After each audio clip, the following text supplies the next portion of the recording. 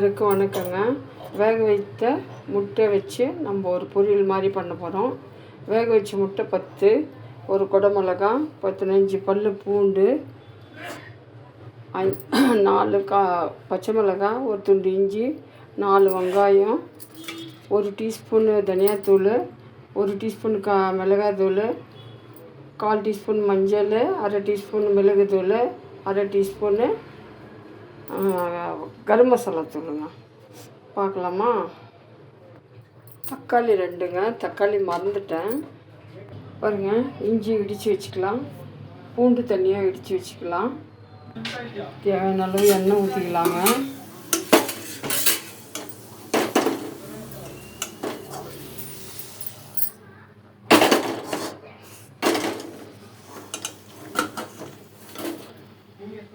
தேவையான அளவு எண்ணெய் ஊற்றிக்கலாம்.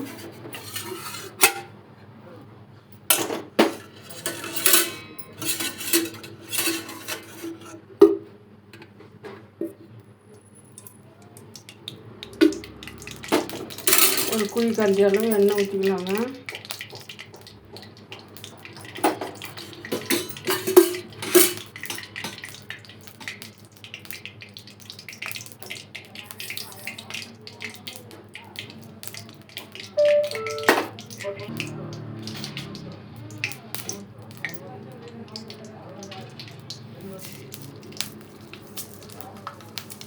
கடுகு சீரகம் போட்டுக்கலாம்.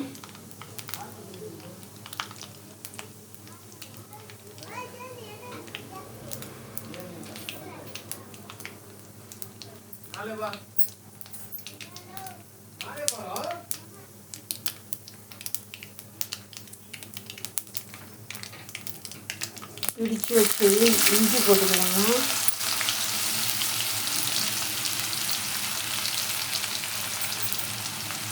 இஞ்சி போட்டாச்சு. வெங்காயம் போட்டுக்கலாம். வெங்காயம் வதங்கிட்டுங்க.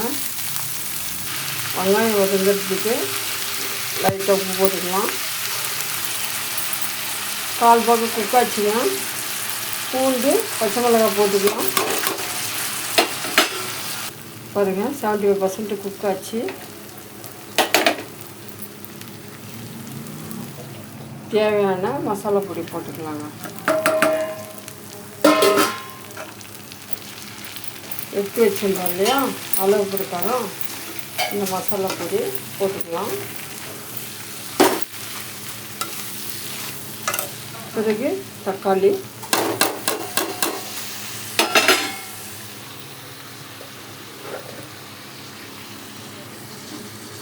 தேவையான உப்புங்க.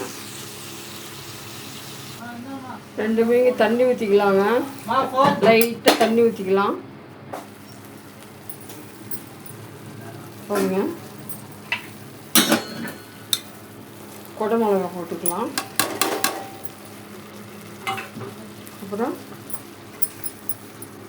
முட்டையை லைட்டாக கட் பண்ணிக்கின்னு 10 முட்டையை போட்டுக்கலாங்க.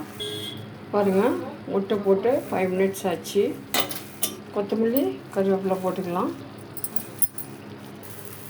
சுக்கு ஏலக்காய் பொடி சப்பாத்தி ரெடிங்க. நிறைய வேகக்கூடாதுங்க, ஆல்ரெடி இது வந்தது. சுக்கு பொடி, ஏலக்காவும் பால் போட்டு பிசைஞ்சு சப்பாத்தி பண்ணியிருக்கேன். முட்டை பொரியல் மாதிரி பண்ணியிருக்கேன் என்னுடைய ஸ்டைலில். நீங்களும் செஞ்சு பாருங்கள் இந்த மாதிரி.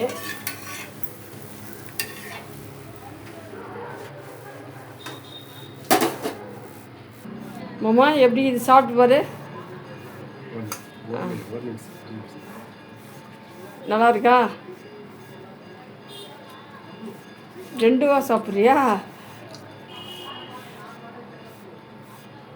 முட்டையை கொஞ்சம் வச்சு சாப்பிடு. நல்லா இருக்கா? Super super super super.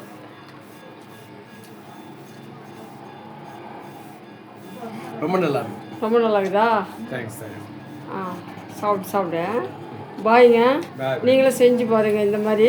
செஞ்சு சாப்பிட்டு சொல்லுங்கள்.